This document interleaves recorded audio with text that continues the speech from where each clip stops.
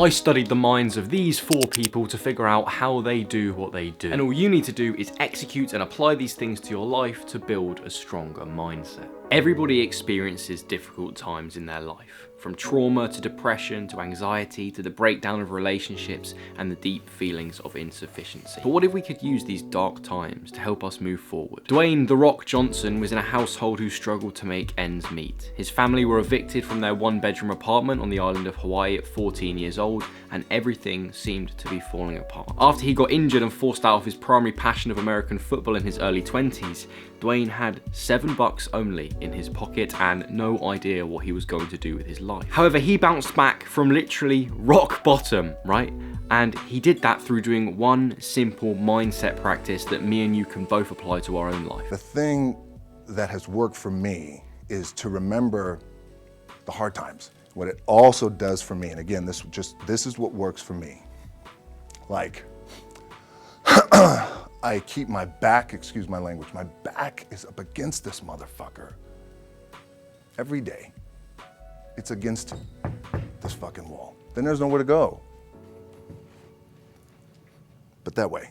I keep in the front of my mind the hard times I had having major surgery at the age of 12. I keep in the front of my mind the mental health problems that I've had and my close family have had. And when I keep that in mind, it empowers me to go and live an amazing life and do my work to the best of my ability because I've overcome those obstacles. When I read David Goggins' first book, Can't Hurt Me, it introduced me to the idea of the cookie jar, which is a metaphor for all the memories that we have stored in our brains of past experiences where we have overcome difficulty. Goggins argues that when we face something difficult to do in our lives, something that makes us want to quit, we can tap into the cookie jar to remind us of who we are and where we've come from. And those hard times that we've endured and come through will power us to do the thing that we're doing now because we know we're capable and braver than we thought. Now I know what you're thinking. Joel, there aren't any cookies in my cookie jar. How do I power myself to move forward when I haven't hit rock bottom? And that's a valuable question. The answer is, you have to fail more. Try stuff, fail, feel the disappointment and pain, and use that feeling to move forward. Nobody achieves anything without failure. Michael Jordan missed over 9,000 shots in his career. He lost over 300 games and he missed the winning shot in 26 crucial playoff games. But no one remembers that shit. It was those failures that were necessary for Jordan to succeed in the way that he did and become one of the best athletes and the best basketball player of all time, arguably. James Smith is one of my favourite fitness influencers who wrote a brilliant book about confidence, and his main argument is that people who are confident do not desire success more than you and I do. They are just more okay with failing. There's a level of competency that increases with failing. And if people could only see failing as a pathway to getting better, suddenly getting rejected by the girl or asking your boss for a pay rise and them saying they don't have the budget, all of these things, they pay into developing your skills of communication, rejection, failure, and that bulletproof nature that you can grow over time is what will mean in a few years' time people will look at you and go, it's all right for him, he's confident. Think about it. Everyone has the mindset that they want to succeed. Everyone wants to do well at their pursuits in life. Everyone wants to be happy and satisfied and fulfilled. But not everyone has the mindset that failure is okay. That's what makes you an outlier. It's like that quote from, I think it's a Rocky film, where the guy says, it doesn't matter how hard you can hit. What matters is how hard you can get hit and keep getting back up. Failure is proof that we are taking action, and taking action is proof that we're making progress. Now, as much as you keep the hard times in the front of your mind, and as much as you might think failure can be a positive thing, there are always going to be moments where you want to quit. What is it that allows some people to continue when they have that urge to quit? What is the skill that they have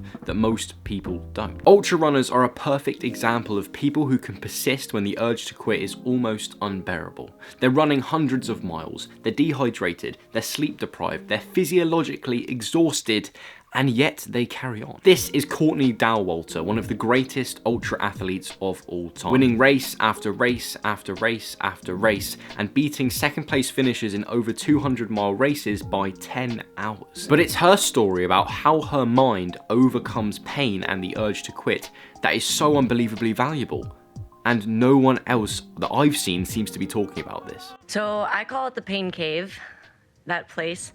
And I guess like probably 4 or 5 years ago, I viewed the pain cave as like this place that you should try to put off as long as possible in a race. Like, make your pain cave be as far away from you as you can. And if you arrive to it, then you just sit in it and you try and survive the pain cave.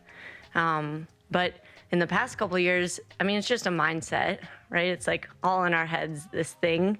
And in the past couple of years, it's been the place I want to get to. So like changing it to a place where I get to celebrate that I made it there. And then that's where the work actually happens. So making the pain cave bigger is how I view it, instead of like pushing the pain cave away. I'm always trying to enjoy the pain cave, because the pain cave is where growth occurs. Psychologists have been saying for decades that human beings are so adaptable to the mindset they are in.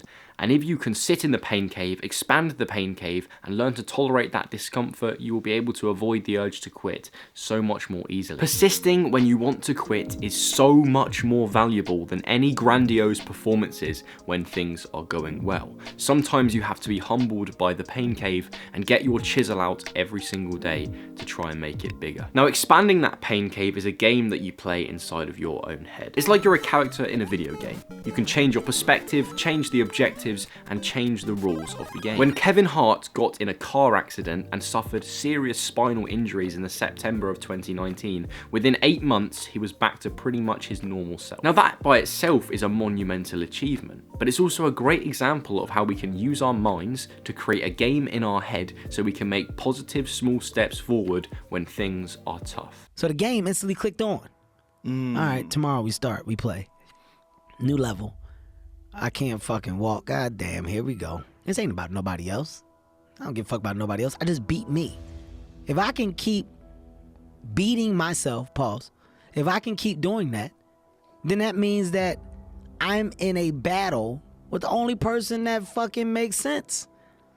I'm in a battle with the only person that I really want to fucking beat, and that's me. You may not be seriously injured, but you can still apply this principle, especially if your life isn't where you'd like it to be. Gamification of life satisfies a fundamental human desire and builds motivation to do the things you want to do. It literally doesn't matter where you are in your life right now. If you can see something good to do that you would do, then that is your new level. That's the first step. That's level 1 of this new game. So what game are you playing? If your life was a movie, what position is your character in? Is it time for redemption? Is it time for a comeback? As Kevin Hart says, nobody else is watching this movie but me. It's in my head. It's crucial to recognize that life itself is a mind game. All of the people mentioned in this video recognize that and harness that to get to the point they are today. They create their own rules, their own objectives, and write their own story. And as much as you might not realize it, you are doing the exact same thing right now. Remember the hard times. Use failure to fuel you. Expand your pain cave and start winning the game inside of your own mind. But to do any of those things, you're going to need self-discipline. And if you want to know a psychological formula that I came up with to build self-discipline, then you can watch this video here. You can also subscribe to my newsletter down below in the description, where you'll receive an article a week from me on psychology and personal development. But with that said, I'll see you guys next time. Thank you so much for watching.